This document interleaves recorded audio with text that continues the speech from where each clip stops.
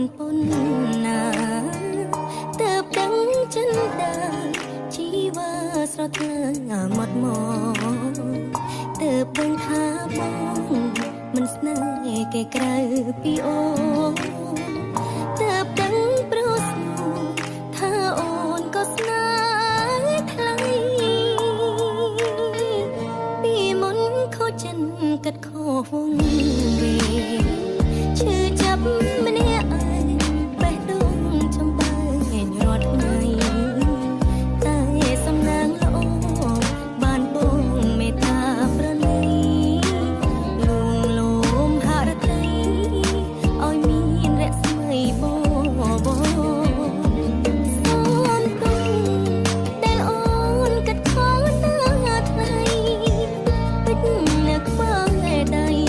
ហេតុអ្វីស្រវាងដុំថ្មបើបងអត់ទុំកំពុងអូនតែលំអចិត្តអូនសូមស្មោះសរអូនសូមសន្